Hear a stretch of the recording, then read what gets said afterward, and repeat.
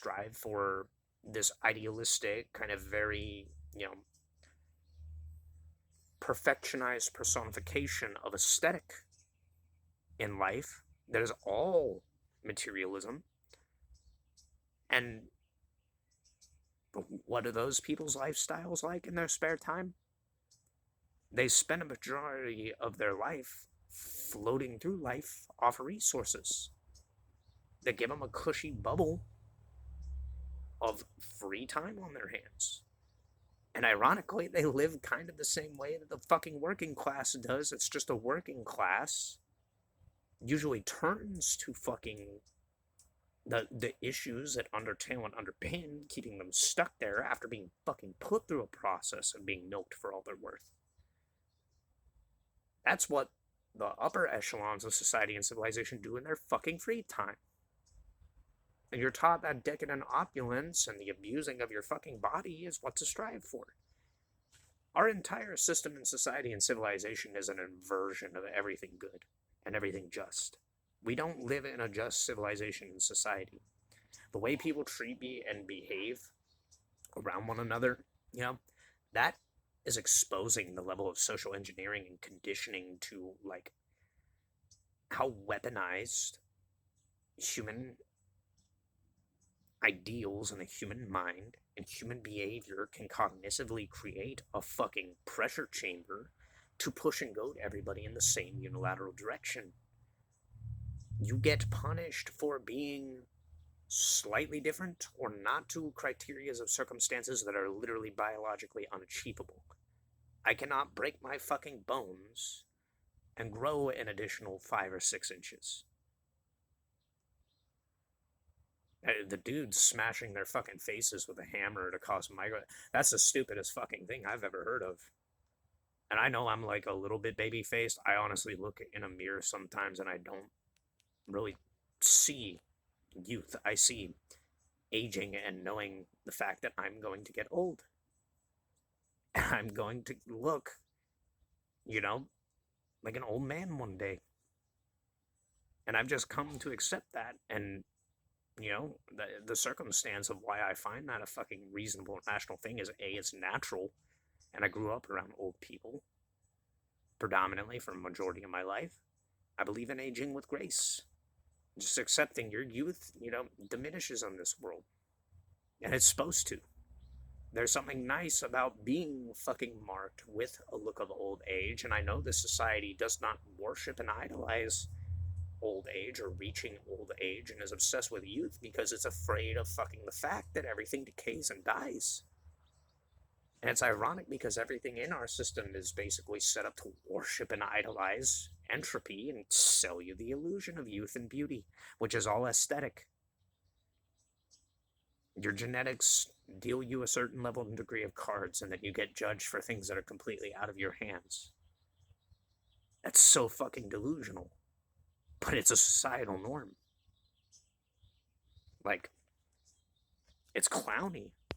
It's cartoonishly fucking maniacal that we play the games that we do on ourselves, and then we fall for the fucking the tricks and the pitfalls and follies of society and civilization, and we know it's all bullshit.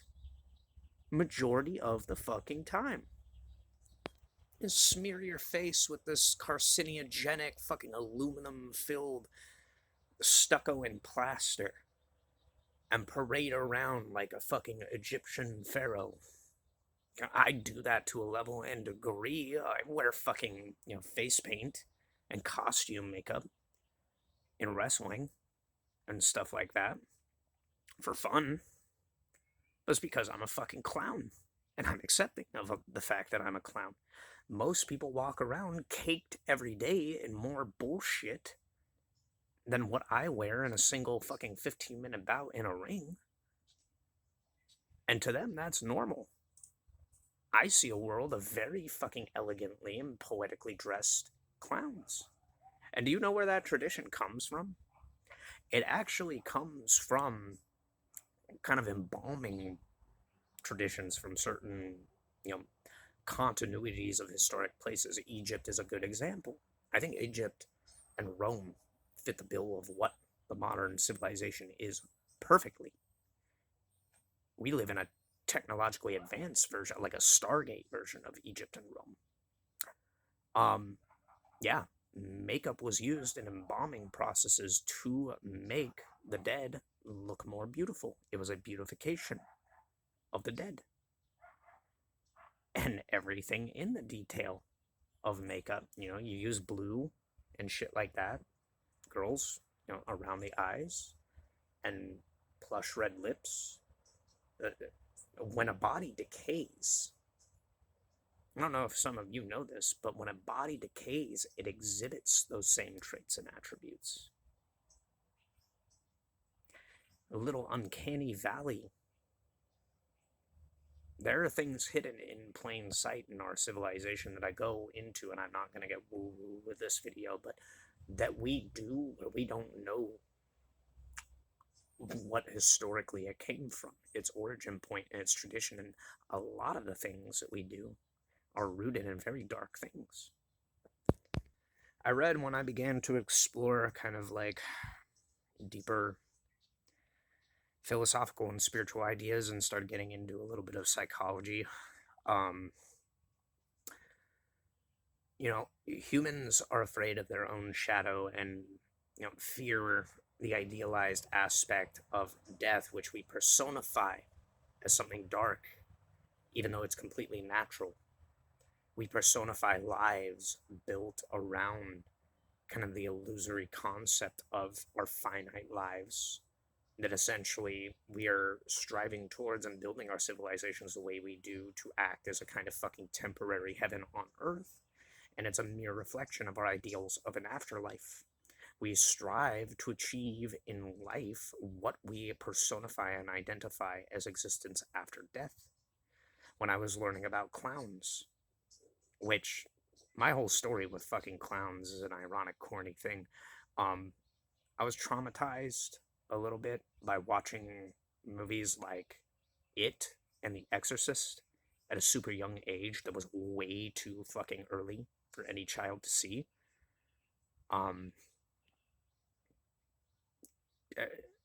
Alcoholic father.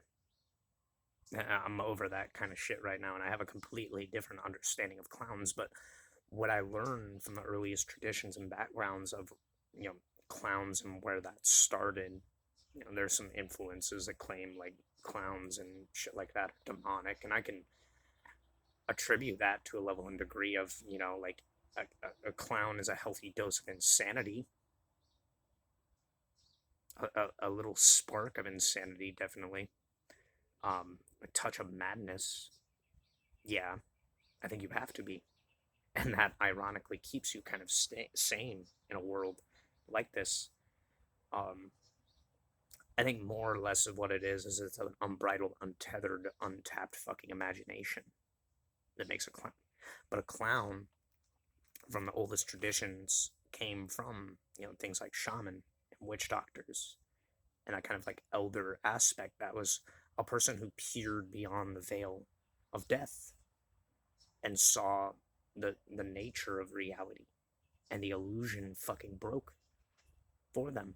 They understood what life was, and it had a kind of like seeing, a witnessing beyond the veil, and began embodying aspects to communicate that intrinsically through personification, through this veneer, this face, and it was meant to make death not such a scary thing, ironically. Because all the fear and the aspects of fear and the things that we fear actually happen in life more so than they do death. We are afraid of the idea and the concept of death, but we personify death as the image of, corpses and dead things. But what persists and exists in life is no longer present after death. What is left is a shell, an empty boat, an empty vessel. And ironically, if you get into even deeper philosophical understandings or spiritual teachings, like Buddhism, it teaches that this is actually always empty. That it's space wearing a spacesuit. and you're a little fractalized kind of holographic avatar, basically. Okay, maybe it got a little, but whatever. I'm a fucking purveyor of oddities and curios. I don't try to be normal in this world because there's no such thing. Normal is conditioned programming. It's Truman Show level. Training your brain to accept this as normal. You live in an episode of The Twilight Zone. Your world is anything but normal. It's fucking eldritch and bizarre and weird and inverted and dirty and brutal.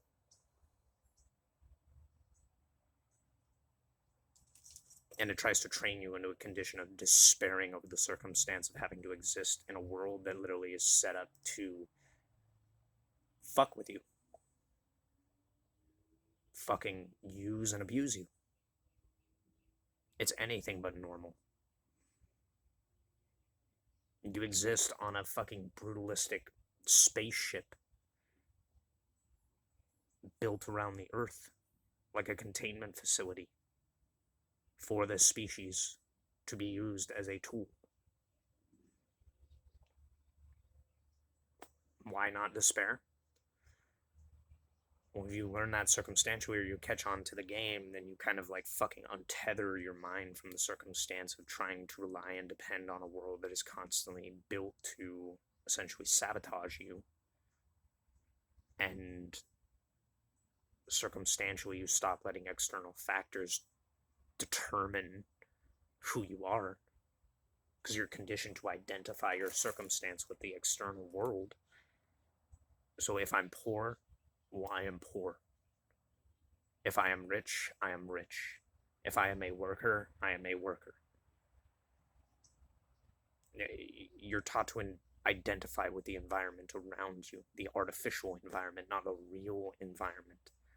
If you have survival skills, a basic knowledge of how to navigate the world, you know, in a way where you can kind of healthily sustain yourself, you'll realize the baseline of being human is you're kind of just like a nomadic, free thinking movie projector. You know, all the media that saturates our brains and shit like that. You know, your brain can create and fathom things so much fucking more than what any of the media we've utilized, which has come from human imagination. You have an external projector projecting what you can produce naturally that you saturate your brains with. I'm not gonna lie. There's a lot of fucking cool things that I've seen through the arts and stuff like that, but the arts and why they exist is to fucking connect and tether those ideas and show we all have little bits and pieces of that mosaic of fucking this beautiful intelligence. You know, if you want to understand the world you're living in and treat it like less like a bleak, hopeless thing, I would start looking at the world and who you are and what you're being put through the lens of something like, and I know this is going to sound geeky as fuck, you know, I'm not a weeb. I'm not really big on anime, but I grew up watching a little bit of things here and there. Start looking at yourself like a Dragon Ball character. Or a character from like fucking Naruto or something like that. You'll notice all the characters in those shows have this kind of fucking aesthetic gravity to them, where the themes of those characters and their identities and their personas are a reflection of how they move through those worlds. Your body, your avatar, who you are, you know, it's a holographic thing. Your ego, your identity, your persona, it's completely fucking malleable. Ram Dass talked about this. You know, he realized that Ram Dass was a character. Who he was a character. I think we all come to this conceptualization where like life puts us through circumstances where we feel like everything degrades and falls apart and we don't know who we are anymore and we have an identity crisis. The identity was a construct the entire time. The identity was engineered by your fucking external environment. It's just a character.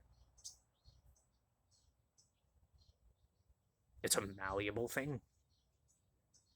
You know, you get put in certain different environmental conditions and circumstances, a different fucking, like, a switch up of work and shit, all of a sudden, you're still the same person, you're still the same body, but aspects of who you are in that body change. Your behaviors start to change, your routine starts to change. It's not a solid structure. Nothing in this world is a solid structure.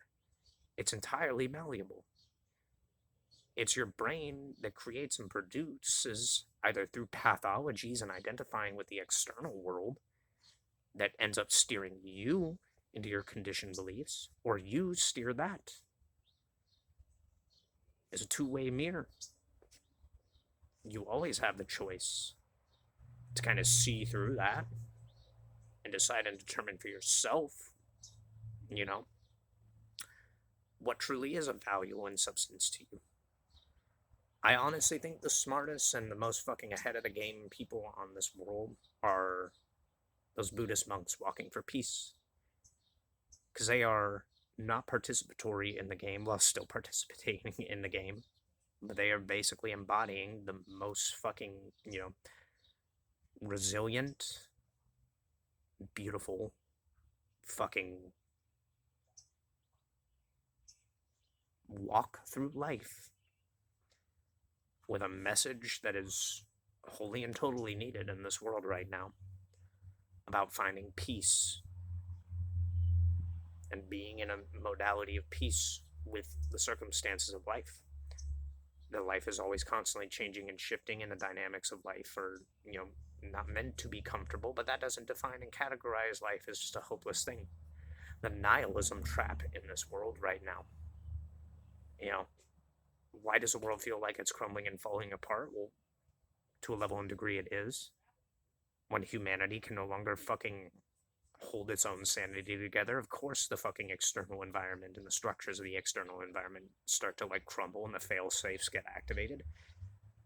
You can't sustain this. It's all a creation of the human mind that every fucking bit of what we have built and constructed is. It's a mechanized sandcastle. It erodes and wears and tears down with us, and when you create a fucking closed circuit and loop of influences that grind the human genome down to dust, it does fucking collapse. So what lies underneath all that when all of that starts to fucking cave in and crumble on itself? A raw, unfiltered, free human being. Probably with a lot of fucking issues, but those issues can be worked on. Things can be overcome. What you need to realize is, you know, a life is not a game of chasing more and more complexity continuously, because that is going to fucking kill you in the long run. The people who play the game the best, that are in the positions of control of the game, quote unquote, because nobody's really at the helm. The human genome is just slowly kind of fucking deteriorating. They're going to see that game start to crumble under its own weight. They're not in control. They're trying to impose fail-safe mechanisms right now. The truth is, you're supposed to live life simply and slowly and enjoy it. When hard things come, you know, hard times, little rainstorm above your head, you sit under a tree and you wait it out.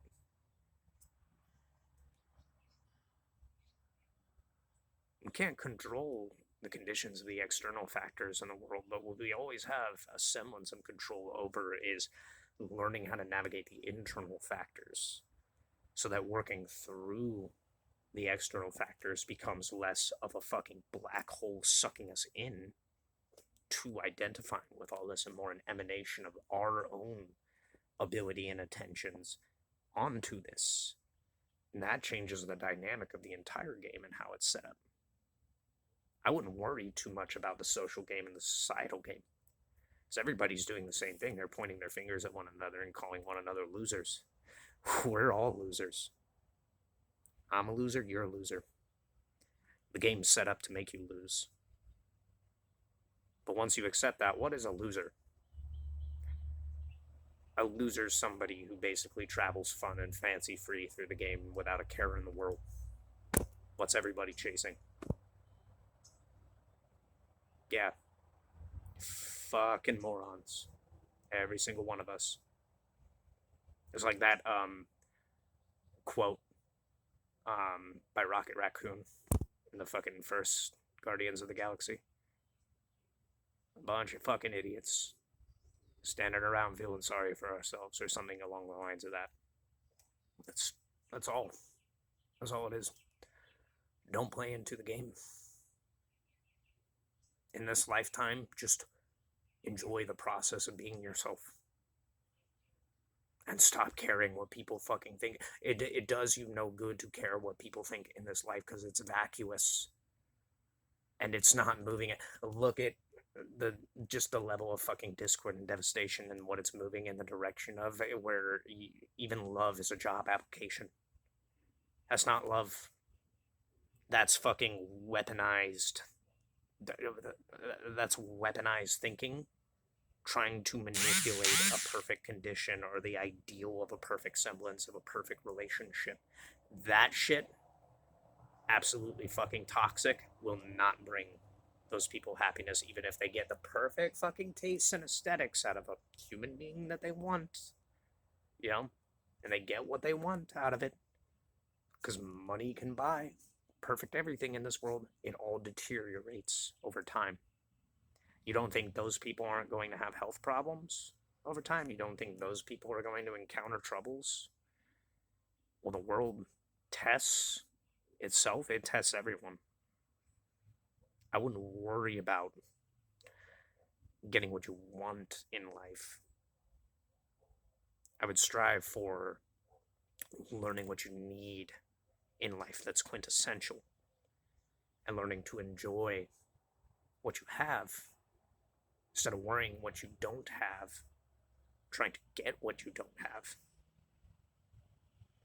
I would learn to be comfortable in your own skin and enjoy that, no matter what people say or state. Because what people say or state, the majority of people have been trained and conditioned to be absolute fucking assholes on this planet. And if the world is filled with assholes, I really wouldn't worry about what people have to say. I would treat it as bird chatter in the fucking background. People don't listen anyway when you give them fucking observations and astute things and break that. You know, if rational thinking and common sense are a well thought out, methodical, explained fucking thing of how to make something better, doesn't, and you give that out for free, still gets a fuck you. Sad to say, but hubris is a thing that has always played out on this planet. Like, you can't help people who don't want to be helped. And you can't make people like you who choose to fucking hate and despise you. What are you gonna do? Quit worrying about that circumstance and go live your life and go enjoy your life. That's all you can do. If you gotta walk through hell, learn to walk through hell with a smile at least. It's not an eternal circumstance, and that's the ironic thing to remember. For all that we're taught that hell is an eternal thing, if you're living in it already right now and you're doing pretty fucking good, you've been put through shit, but you're still going, who is to say that you can't fucking continue walking out of the fire? Can you put on a smile while you do that? You've already fucking beaten a lot of the trials and tribulations if you can do that. So do that. Try to work to do that.